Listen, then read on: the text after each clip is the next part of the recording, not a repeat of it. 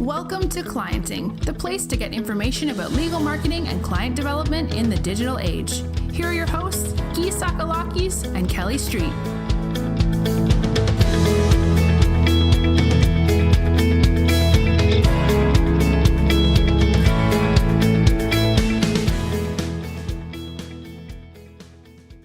Kelly. Hey, Guy. How do you feel about networking?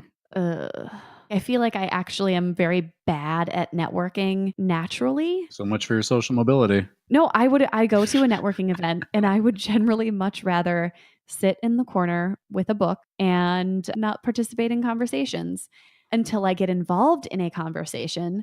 And then I'm like, oh my gosh, people are amazing. I love talking to people. And I end up facilitating great conversations. But getting over that hump and that barrier is real hard for me. I usually have the opposite experience after I start talking to people. Where then you want to go sit in the corner and read a book. Right. Put me back in the corner. But when you walk into the room, it's just like, Guy Tsakalakis is here. I'm taking over. You know, I don't think I'm naturally like that kind of person. I don't know. It also just depends on my mood. I'm so moody. You know what?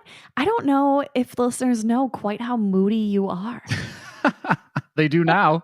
I mean, you're really not. On a scale of 1 to moody, which brings us to our most friendly, interested in meeting people guest, Keith Lee. Keith Lee is so great. I mean, the most engaging. I mean, you get into a conversation with this guy and he will tell you some pretty incredible things about lawyer follies that he knows or Alabama. Southern charm.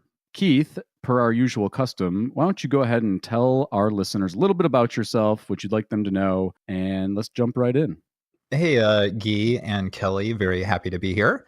I'm Keith Lee. I'm a lawyer down in Alabama, although that's not how pretty much anybody knows me. As I often say, I'm from the internet. I've been writing online for over 8 years, initially at associatesmind.com, which is a very popular legal blog. And then I wrote for Above the Law for a number of years. I wrote a book for the ABA. And here, most recently, I founded and launched lawyersmack.com, which is a private community for lawyers only. It's, I think, probably the most popular, at least the busiest legal community online. We did 1 million messages last year. We're on track to do 1 million messages this year. And I travel around a lot and talk to lawyers and about what they're doing and their practices. And I'm just kind of a gadfly in the legal industry. Well said. And, I would just reiterate some of those things. Listeners, Keith is an attorney who has used the web and social networking to build reputation and relationships, which I think one of the big themes is remembering that the traditional notions of reputation and relationship are just as applicable in the digital world as they've ever been. And I think that's one of the things that I want to talk to Keith about, and that I think our listeners will really benefit from, is getting a sense of all those things that you just said, kind of how you got into it and what things you've learned along the way that you can share with people about how you're building those relationships. I want to kind of like step back in time to your ABA articles, because you've done a whole lot of writing and you have a lot of opinions, so you did not hold back on those opinions. So one of the articles that I read of yours is being a lawyer is a sales job. And I think I have talked about that enough and hit it over the head enough that people are not surprised to hear me say, like, yes, this is the way people should think. But what is your perspective on that, and how is lawyering sales? Oh, well, sure. I mean, that depends a lot on where you are positionally. So like if you're a solo, let's step it back even one further. Traditionally speaking, any professional services firm, whether it's lawyering, accounting, whatever, the traditional methodology is finders, minders, and grinders, right? At the top of the pyramid are the finders, the people who find the work, mid-level, and those are like name partners, equity partners. Mid-tier, the minders are people who are junior partners, senior associates, and they are the ones who actually manage the work from everywhere else. And the people at the bottom of the pyramid, associates, are the grinders. They just grind out work. So if you're in a large firm and you're new, you're a grinder, right? Finding isn't really a big part of what you do. But eventually you aspire to be on the top of the pyramid. And that means eventually you're going to need to be a finder. You're going to need to find work. Now, juxtapose that to if you're a solo in a small firm, you are simultaneously the finders and the minder and the grinder, right? You've got to do all three things. And that means you have to find the work. And that's the sales part of being a lawyer. Now, Guy touched on earlier, a lot of people, the traditional lawyer means of looking at it is, well, you need to establish a reputation. And there's a lot of just profile raising, which is why, and that was before, the marketing regulations for lawyers are pretty severe, and they only got relaxed, a few decades ago. So people would speak at events, they would write articles, they would interact with the community. And that's still the case. All that stuff still works. But that's all sales. I mean, let's break it down even further as kind of just concrete examples. Say you're a DUI attorney and they want to do the sales part. Well, maybe their sales is advertising on, I don't know, like wristbands at a nightclub, right? You can buy those things that, they give, oh, you pay $10 to get in. Well, like you can advertise on those. I mean, I've seen DUI attorneys advertise on those things. So when someone gets drunk and you get a wreck, oh, I'll call that. And some people might say like, ooh, that's low class, whatever. On the flip side, in a large pyramid finder, minder, grinder firm, the finders, they'll expense their country club membership and they hang out at the country club and play golf with people because their clients they're looking for are not consumers. They want their clients to be the general counsel at some, mid to large size company. And the way you do sales in that environment is very different than the way you do sales if you're at a low level consumer facing practice. So it's all sales. You have to find the business, and that can be aggressively going out and advertising it or marketing it, or it can also be the traditional way. And I feel like I've probably done both to some extent, but the more traditional way is just being such an expert and displaying your expertise in such a way that everyone is like, aha, we must use that person because they're obviously better at it than anyone else. I really appreciate that you gave the two examples of the different kinds of these are both essentially just sales, because I know in some of the legal marketing groups that I'm in, people will look down on things like the DUI bracelets. But then me as a marketing person, I'm like, hey, if that's where you get clients from, that is smart. You don't need to think about this as lowbrow advertising. That's how you can get more clients. Awesome. Good on you. Yeah. I mean, it doesn't matter. Part of it is that the legal profession is very tied up into prestige. I mean, there's still a lot of legacy prestige bias built into the profession, particularly at the higher end of the market, because that's still how those firms market themselves, right? If you're looking at the, AmLaw 50, like the 50 highest ranked law firms in the country, well, odds are 90% of the lawyers who work in those firms are probably Ivy League grads, right? And they went to T14, top 14 law schools in the country. Well, why? I mean, does that mean those people are the most elite, best lawyers? No, there are plenty of good lawyers who didn't go to those law schools. But from a marketing perspective, how they market themselves is on prestige. And because they're the best, that sort of filters out, I think, into the rest of the profession. And a lot of people feel like they, for a long time, and again, particularly because of the ethical regulatory rules on attorney advertising, there was such a bias towards that anything outside of the box from that really got looked down on, which is ridiculous. I mean, if you can get clients from someone, however, which way that means you get clients, if you're doing it in an ethical fashion and you are legitimately helping those people and they weren't going to find a lawyer in any other way, then there's nothing wrong with that. Yeah, agreed. And you have kind of, I know we mentioned Lawyer Smack, but you've kind of opened up this or given people a platform for a different kind of sales, like lawyer to lawyer sales, because I know I see your posts on Twitter about how many referrals are happening in Lawyer Smack. And that's another form of sales through expertise, I guess, or connection. Yeah, sure. Absolutely. Yeah. So Lawyer Smack's private lawyer only community. And yeah, certainly I hadn't anticipated this, but duh, you get a bunch of lawyers together from all around the country or all around the world. And yeah, naturally people are like, oh man, I have a friend or I have a family member, or I know someone in this jurisdiction, they need a case. And for the people who are members, Guy's a member, spoilers, and he can see it as well, is that, there's a set referral channel with people pop in and are like, hey, who's a member in New York again? Do you do this type of work, or do you know someone local who does this? And yeah, people connect and they interact and they send each other work. And yeah, it's just like belonging to a bar association. People get to know one another and build relationships. And even though we're doing this online, it's kind of how Guy mentioned at the beginning, the old fashioned way of doing things, building experience, displaying expertise, building relationships. None of that stuff changes just because it's on the internet. It might take a different form. It might be at a different speed, but you're still doing the same things. It's not somehow magically some crazy different thing just because it's happening on the internet. Right. That's the thing. I think so many lawyers get overwhelmed by whether it's a technological thing or a legal ethics thing. And I don't know, I think maybe there's somewhat of a changing of the guard. And let's face it, social networking, the way that it exists now, hasn't been around that long anyway.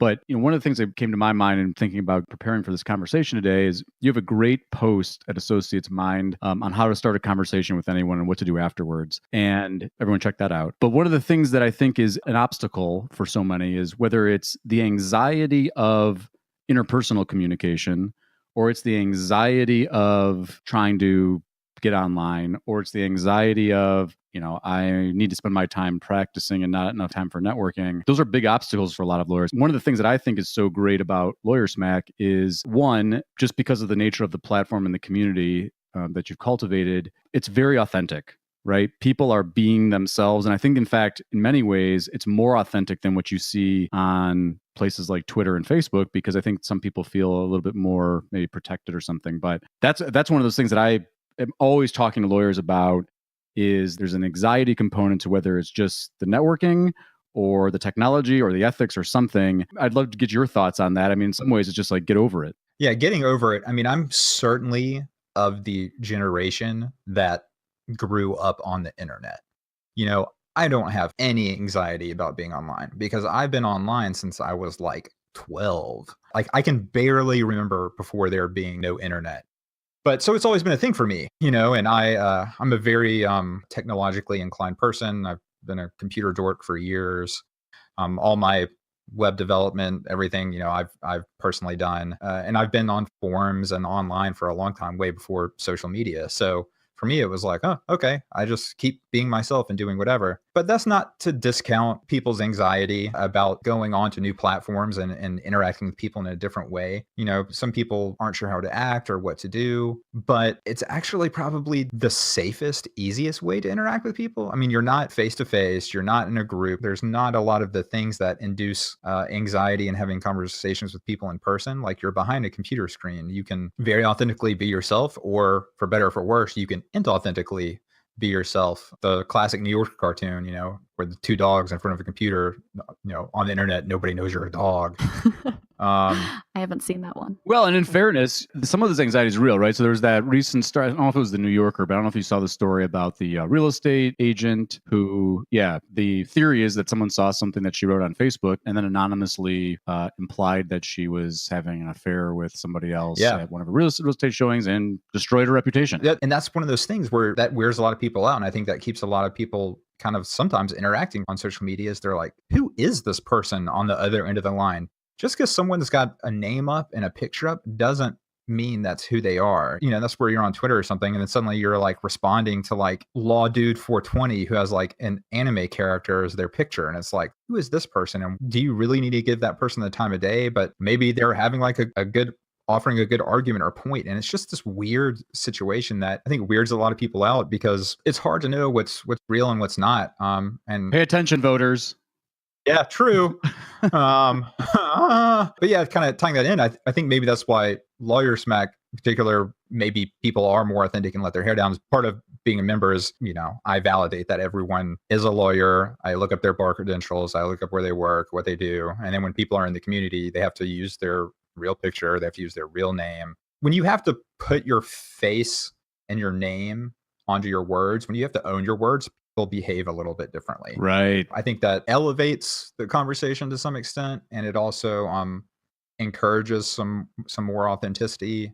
And then I think another thing is that it's private. It's not like where you're on Twitter or Facebook and then suddenly some random person can jump in the conversation or be like secretly listening in or whatever. I mean, what's in Lawyer Smack is only accessible to members. So there's so much here about young clients and young lawyers that I want to get into. But the first thing I want to say, based on what you just said there of putting yourself, behind your words, or you're kind of showcasing yourself and kind of laying it out when you post on Twitter or do any of that stuff as a lawyer, that is another one of the things that I kind of preach is like, that's what younger clients are going to want to see from you, is like, they don't want to see the boring tweets of like, I have 47 years of experience. Call me now for a free consultation. They want to see the kinds of things that you're actually doing or how you got into law. Or, I mean, I know I've said all of this over and over again, but that is one of the things I just thought of from what you said. Yeah, it's really important. And then I consciously made that decision 8-9 years ago or whatever, when I first started getting online in a professional legal sense. Like, I had been on the line a long time before, but like everybody else, I had fake names, this, whatever. But once I got into law school, I was like, okay, well,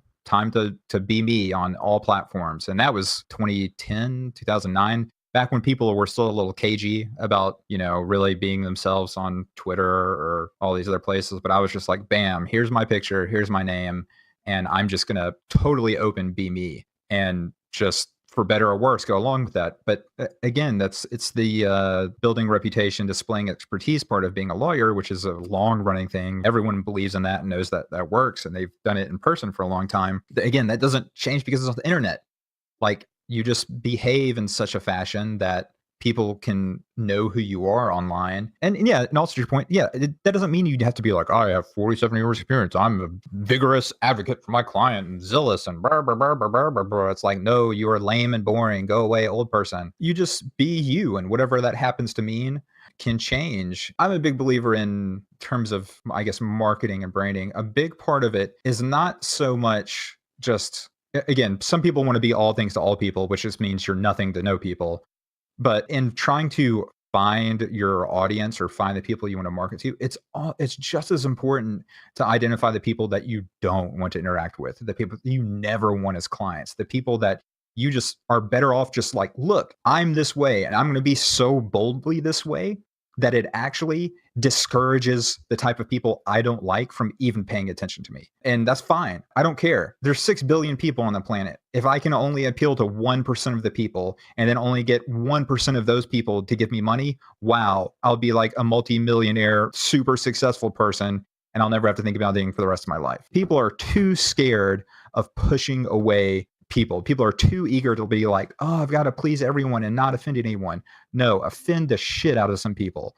Like, take sides, particularly as a lawyer. Like, that's your job, is to take a stand for your clients. Stand for something or fall for anything. Yes, exactly. Holy shit. Like, just be yourself. Put a flag in the ground on issues. Like this is how I think lawyers should conduct themselves. I think doing things this way is dumb. Some people aren't going to like that. Cool. Right. Stay away then, I feel like we have an obligation to be doing that stuff. Yeah. Like, you, as a lawyer, you essentially have an ethical duty to like boldly state, hey, this is the way things are. This is what I think justice is. This is how I think client interaction should be. It's a self-regulating profession. When you see a lawyer exhibiting bad behavior, you should be like, you know what? That person's wrong. They're bad. That's not good. A lot of people don't like that. They're like, oh, we need to close ranks and protect the guild. No way. Like, that's not how it should be. You've just got to be authentic. And I'm super big on authenticity. I mean, that's how I started Associates Mind years ago. And that's when, like, lawyers don't start blogs anymore. Or if they start blogs, they start very boring marketing blogs, which are really lame, that are very focused on a very narrow issue, and they kind of disguise who they are in their voice, which I'm not a fan of. And now a lot of people just do social media. But when I started my blog, like, I was in law school still, and there was no way I could talk about any like substantive area of practice with any authenticity. It would be like, very obviously I didn't know what I was talking about, or BSing. And so I decided I was going to write and talk about just where I was. I was like, okay, man, I'm about to be a brand new lawyer, and I need to figure out how to be a good lawyer. So I'm going to write about that, and warts and all, like how I screwed up and how this was going, and what did that look like? And by just owning that, what a lot of people would say was a weakness, like I'm getting online exposing the fact that like I'm a brand new lawyer and I don't know what I'm talking about. By embracing that enabled me to like raise my profile in such an incredible manner. It's so powerful. I mean, the internet is still very amazing, if you went back in time 20 years, my career would look nothing like the way it does. I mean, I certainly owe everything, almost everything in my career to, not everything, but a lot of my success has come from utilizing the internet for sure. Yeah, and that was one of the articles I read about you is an interview with you, and you were talking about how Lawyer Smack has really opened up a new place for young lawyers to specifically to kind of support one another and talk about struggles that they have because maybe they don't feel comfortable talking to, the partner at their firm who has, tons of experience because they're not going through the same things they're going through. And I thought that was another thing that was really cool because as someone who, I'm still developing in my career, but of course, as I think we all are, but I can specifically remember a couple of years in feeling like, oh, does this job just suck or am I not meant to do this? And it turns out that I love marketing and it is my passion. I just needed to find the right organization that fit me. And so and I had to, 10 years in, had to figure that out myself. But it would be really great if I had other people who are going through the same thing to kind of ping back and forth and get out those same ideas. Yeah, Lawyer Smack is great for that, particularly for younger attorneys where they let their hair down a bit, loosen their ties, whatever, and interact with people who are similarly situated to them, but geographically distant, and talk about, oh yeah, how did this happen? I did this did that. Oh, I felt bad. Because, look, imposter syndrome is real. People feel fake. They feel like they're not good enough, even though they might have the qualifications and the experience necessary to excel in that environment. But there's self-doubt, which is actually good. That's a check. That's your brain checking your ego, saying, hey, maybe I don't know as much. Maybe I don't know what's going on. I need to make sure I perform at a very high level. It's your brain trying to be like, we've got to be good enough to make sure we measure up. And, a lot of the ways to get over that and become comfortable in your role is peer support. But you don't get that a lot in law firm offices, particularly where a lot of traditional firms tend to be very competitive, especially with hours. I worked at a firm where at the end of the month, the managing partner would send out an email to all the associates that listed everyone's hours. So you could see like how you were stacking up against other people and, encouraging or discouraging whatever behavior. And, in that instance, it's like, oh man, do you feel comfortable going down and being vulnerable to a peer in your firm environment? Maybe not. But be in an online community and get to know real people and know where they really are, what they're really doing, and commiserate with them about where you are, and help you overcome the imposter syndrome. Be like, no, let's do it this way. Believe in yourself in that way. Or try these activities. Try these strategies. It's really useful. And that's something everyone hits that in their career. I think there's a really great. I can't remember exactly. There's a great quote by Eric Glass, where he's talking about, way before he was successful and everything. He talks about, for people who have talent and feel like maybe they can get good at something or they have a passion for something. He said he wished someone had told him that you've got to push through the bad stuff first to get to being good. That's true about everything. Like you can't learn to ride a bike and immediately be like amazing. You can't, I'm going to pick up basketball in 2 weeks. I'll be LeBron like that. No, you've got to suck. You're going to suck before you're good. And that's true in anything, in any profession. You've just got to be, you've got to develop strategies about how to handle that. And peer assistance is definitely a big part of it. So let's, I want to dive a little bit because just knowing your breadth of experience across so many different online, you're doing it for a long time. A lot of lawyers online. What can we tell people about where lawyers are hanging out? We talked about Lawyer Smack, Reddit. I know you're a Redditor. What subreddits are you down with? On Reddit, there is, the big catch-all on Reddit is r/law, which has and actually that's probably the best, instead of listing a bunch of different places for people to remember, if you just go to reddit.com/r/law, LAW, that's the main law subreddit. And then on their sidebar, so if you're on the desktop, there's a sidebar. If you're on mobile, you might have to click around to find it. But there's a list of pretty much all the other really large legal subreddits, law school, LSAT, SCOTUS, electronic discovery, Canada, UK law, all that stuff. So if you just can remember the one, reddit.com/r/law, that will get you there. So definitely Reddit's a big one. Very, a lot of people, I guess, are still unfamiliar with Reddit, but it's like the 5th most popular website in the country, which makes it odd to me that people don't know about it. That's a big one. Twitter hashtags that you're down with? Or you not really use hashtags on Twitter? I use it on occasion. I think of like law Twitter and appellate Twitter. I don't know if those are good recommendations or if you'd say meh. Again, it depends on what you're looking for. So like, yeah, if you use hashtag law Twitter or hashtag appellate Twitter, there are a number of lawyers from all around the country who are using that hashtag to have conversations around law or appellate law or what they're doing. But then again, it's Twitter, so you don't really know if people are lawyers. And there's a lot of people who will just be like, they're law Twitter fans, or they're paralegals, or they're a clerk, or they're this, they're the other, and are interacting in that space. And it's like, what does that mean? And then 2, I mean, it's still Twitter. People can be very cliquish. There's like interpersonal drama there. That's the best. Yeah. Woo. I mean, for me, I use Twitter very much as sort of like a platform for me to broadcast, which I know a lot of people are like, Twitter's for XYZ or whatever. It all depends on where you are. If you're just getting into Twitter, yeah, and are looking to where to go, yeah, hashtag law Twitter, hashtag appellate Twitter. Start to try and follow a lot of people and be patient. Like watch, Right. just watch, lurk, see what's going on, see how I people love are. lurking.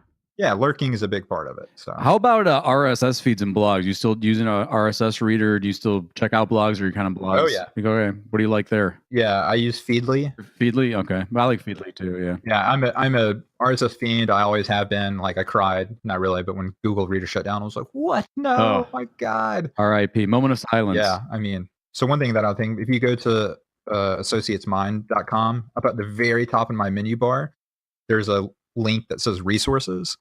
And I think I maintain what is probably the largest resource directory online for lawyers. I forgot about that. We'll put a link in the show notes for this. Yeah, there's probably like 150 links to all sorts of legal blogs and resources and law schools, from very specific practice areas to general news to practice management to, I mean, all across the board. So, I mean, that's a good place to initially go if you're looking for like, I want to read stuff online about lawyer stuff or the legal industry. That's really probably a great place to start. Blog wise, recently, a couple things I've been enjoying. I've actually been really impressed in the past year with how Bloomberg's Big Law Business has come about. Like, they started it like 2.5 years ago as sort of a, I don't even know what it was trying to compete with, but it's definitely not only big law. I mean, it covers the legal industry in general. I mean, it has a big law tendency, but it covers a lot of in-house stuff. It covers a lot of legal technology. And I subscribe to their RSS feed, and it puts out a lot of pretty good information that I think is worthwhile, no matter where you're situated. In a totally sort of like very broad news sense, I really like jurist.org, which is, I think, out of the University of Pittsburgh's law school. And there's a group of law professors and law students who aggregate news and write, what I would think of as, very traditional, non-opinionated, just the facts, ma'am, sort of a situation. So if you're looking for just raw national and international information on active court cases, that's a great place to go. That I think not enough people probably know about. You do any Facebook groups? Man, I hate Facebook. There you I go. gotta be real. I think Facebook sucks. I only like Facebook anymore for groups. I think Facebook sucks. I haven't had Facebook on my phone in at least 2 years. Good for you. I deleted it off my phone. And once it's off your phone, you just stop going. You don't even realize it. It's like, man, because I almost never go on it. Maybe once a week, I'll check in on the desktop. And I mean, maybe I used it wrong, but I look at the people who I'm connected to and like what they post. And, a lot of it is just acquaintances or people I'm not really concerned about, or in the midst of all the past couple of years, a lot of Facebook turned into such just political garbage. Right. That it was just like, man, this is actually, not only is this not enhancing my life, this is actually probably detracting from my life. So like, why am I furthering interaction with it? So I just don't use it anymore. And again, it's kind of a bandwidth thing. Like, okay, I'm pretty active on Twitter. That takes a lot of my output. And, you know, I have a very large following there, so it makes sense for me to engage there.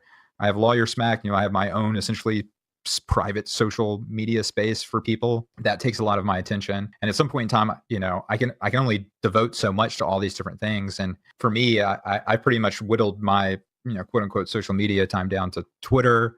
I use Instagram, you know, and that's my Instagram is very much, I only follow people who I'm like real friends with and or real family. And there I just see like pictures of people's kids and, you know, the stuff I used to want to see from Facebook is where I go to Instagram for that now. I'm glad you're saying this, Keith, because I think that's one of the pieces of advice that I give and would continue to give to lawyers when thinking about where to put their law firm online is you don't have to be everywhere. You know, maybe do create a Facebook page, but if you don't like Facebook, then stick with the ones that you like or the ones that you're comfortable with, where you know you're going to want to post on there and be active on. Yeah, for sure. I mean, don't do stuff that you're miserable about. I mean, that doesn't make sense. I mean, I guess maybe if you have a marketing budget, you're outsourcing stuff, you know, be careful with that. A sort of famous online saying, if you outsource your marketing, you outsource your ethics. That's you've got to be careful with that. But, you know, if you're bearing that burden yourself, then yeah, don't constantly be engaging in things that you find painful. Like people ask me about like legal blogs all the time. Oh, I should blog. I'm like, well, You like to write?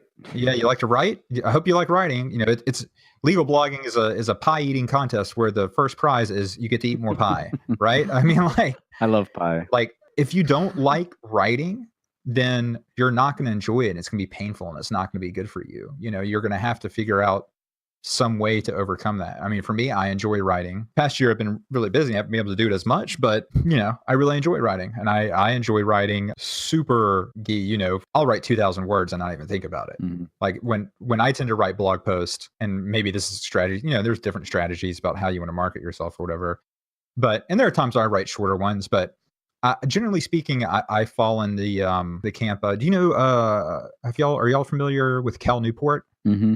Yes. I guess for listeners who don't know who Cal Newport is, MIT, PhD, computer science, very famous researcher. He wrote a book about developing expertise. And the title of the book comes from a quote from the actor Steve Martin. The context of it was that people kept coming up to Steve Martin like, oh, how do you make it in Hollywood? And everyone's always trying to look for a secret or a shortcut or, you know, somebody this, that, or the other, some way to sort of like shortcut the system. And it was in an interview, Steve Martin said, well, he's like, well, no one ever likes the answer I give to them. And the interviewer was like, well, what do you tell them? He's like, well, I always tell them to be so good they can't ignore you. And that was the title of Cal's book, is Be So Good They Can't Ignore You. And that's a very different mindset shift in terms of marketing yourself. And so like I've tried to adopt it in a lot of ways, like not all the time, but there's a lot of times when I write an article or a post, I'm like, I'm going to write the most kick-ass thing on this. No one can even touch it. Like the idea that someone else would write a competing article on X topic is laughable, because there's no way they're going to be able to put as much time or in-depth effort as I did into it. And establishing yourself as that sort of level of expertise and putting it on display is really powerful. It's like super powerful. It takes a lot of time and effort, but if you can do it, for me at least, it has paid dividends. Yeah, it's the idea of like do less, better. Like you don't need to produce as much, just do better stuff. I mean, sacrifices have to be made. Like when I did all this over the past number of years, like particularly when I was starting out, like my hobby was my blog, right? Like I got up early and I went to law school at night. So I worked at a law firm all during the day. So I worked from 8 to 5 as a clerk. Then I went to law school in the evenings, and I started my legal blog. And when I was in my last year of law school, my wife and I had our son. Every day he's hustling. No shit. That's it. Just at some point in time, you have to hustle. I mean, you just have to want it more than anything else. Very good mindset to leave things on. I want to thank you, Keith, so much. I think you've given people so much good advice about networking, connecting, and hustling. Keith, thanks so much for joining us. Everybody, make sure you check out Lawyer Smack. Definitely worth your while to investigate that. Associates Mind. Thank you so much again, Keith. Really appreciate it. Listeners, as always, please don't hesitate to provide us feedback, topics you'd like to hear, or if you're willing to be a guest, we'd love to hear from you. Thanks again for listening, and thanks again, Keith. Thanks so much. Glad to be here. Let's do it again sometime.